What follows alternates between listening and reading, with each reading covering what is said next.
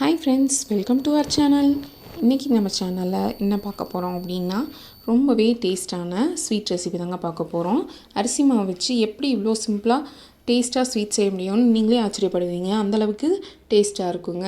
வீட்டில் இருக்கிற இன்க்ரீடியன்ஸை வச்சு ரொம்பவே சூப்பரான ஸ்வீட் 10 நிமிஷத்தில் நம்ம ரெடி பண்ணிடலாம்.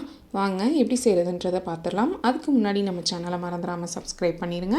பக்கத்தில் இருக்க பெல் ஐக்கானையும் ப்ரெஸ் பண்ணிடுங்க. அப்போ தான் நான் போடுற அடுத்தடுத்த ரெசிபிஸ் உங்களுக்கு நோட்டிஃபிகேஷனில் வரும். வாங்க எப்படி செய்கிறதுன்றதை பார்த்துடலாம். அதுக்கு இந்த மாதிரி ஒரு பேனை அடுப்பில் வச்சு பேன் நல்லா ஹீட் ஆனதும் அதில் 1 கப் அளவுக்கு அரிசி மாவு சேர்த்துக்கலாம். அரிசி மாவு சேர்த்துட்டு நம்ம அதை நல்லா வறுத்து எடுத்துக்கலாம். ரொம்பவும் வறுக்கக்கூடாதுங்க. கலர் சேஞ்ச் ஆகாமல் அரிசி மாவு வாசனை வர அளவுக்கு நம்ம வறுத்து எடுத்துக்கலாம்.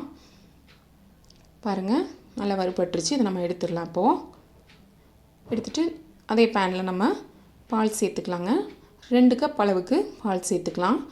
1 கப் அரிசி மாவுக்கு 2 கப் பாலுங்கிறது தாங்க அளவு. நீங்கள் எந்த கப்பில் அளந்தாலும் சரிங்க. 1 கப் அரிசி மாவுனா 2 கப் அளவுக்கு பால் எடுத்துக்கோங்க. நான் இன்றைக்கி காய்ச்சின பால் தான் சேர்த்துருக்கேன். அதனால் இப்போவே நான் 1/2 கப் அளவுக்கு சர்க்கரை சேர்த்துக்கிறேன். சேர்த்துட்டு இந்த மாதிரி நல்லா கலந்து விட்டுக்கோங்க. நீங்கள் காய்ச்சாத பால் சேர்த்திங்கன்னா பால் நல்லா காஞ்சதுக்கப்புறமா சர்க்கரை சேர்த்துக்கோங்க. சேர்த்துட்டு பாருங்கள், சர்க்கரை லைட்டாக கரைஞ்சதுமே நம்ம வறுத்து எடுத்து வச்சுருக்கிற அரிசி மாவை சேர்த்துடலாம்.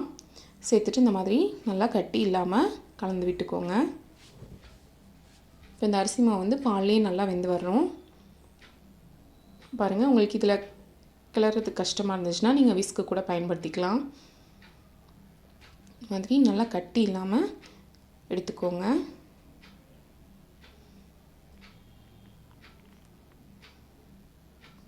பாருங்கள், ஓரளவுக்கு வெந்து வந்துருச்சு. இந்த ஸ்டேஜில் நான் இப்போ இதில் 1/4 ஸ்பூன் அளவுக்கு ஏலக்காய் தூள் சேர்த்துக்கிறேன். உங்கள்கிட்ட வெனிலா எசன்ஸ் இருந்ததுன்னா நீங்கள் அது கூட சேர்த்துக்கலாம். ஃப்ளேவர் நல்லாயிருக்கும். பாருங்கள், அதையும் சேர்த்துட்டு இந்த மாதிரி நல்லா கலந்து விட்டுக்கோங்க. கலந்து விட்டுட்டு இது நல்லா ஆறட்டும். பாருங்கள், நல்லா ஆறிடுச்சு. இது நான் ஒரு பவுலில் எடுத்து வச்சுருக்கேன். இப்போது நம்ம எப்படி ரெடி பண்ணுறதுன்றதை பார்த்துடலாம். பாருங்கள், அதுக்கு இந்த மாதிரி கையில் நெய் தடவிக்கோங்க. நெய் தடவிட்டு நம்ம இந்த மாதிரி சின்ன உருண்டையை எடுத்துக்கலாம். உங்களுக்கு என்ன ஷேப் வேணாலும் நீங்கள் உருட்டி எடுத்துக்கலாம். அது உங்களோட விருப்பம் தான். நான் இந்த மாதிரி ரோல் ஷேப்பில் எடுத்துக்கிறேன். சிலிண்டர் ஷேப்பில் நான் உருட்டி எடுத்துக்கிறேன். நீங்கள் உருண்டையாக கூட எடுத்துக்கலாம், இல்லை கட்லெட் ஷேப்பில் கூட நீங்கள் உருட்டி எடுத்துக்கலாம். அது உங்களோட சாய்ஸ் தான்.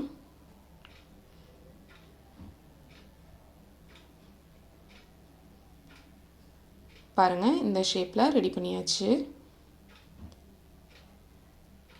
இப்போ நம்ம இதை இந்த டெசிகேட்டட் கோகோனட்டில் நம்ம போட்டு புரட்டி எடுத்துடலாம்.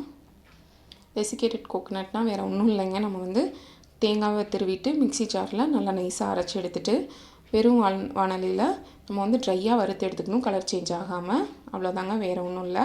பாருங்கள், ரொம்பவே சூப்பராக ஸ்வீட் 10 நிமிஷத்தில் ரெடி ஆயிடுச்சு. ரொம்பவே சிம்பிளாக வீட்டில் இருக்கிற இன்க்ரீடியன்ஸ் வச்சு டேஸ்ட்டான ஒரு ஸ்வீட் ரெசிபி எல்லாராலையும் செய்ய முடியுங்க. நிச்சயமாக நீங்கள் இதை ட்ரை பண்ணி பாருங்கள். ரொம்பவே டேஸ்ட்டாக இருக்கும். எல்லாருக்கும் ரொம்ப பிடிக்கும்.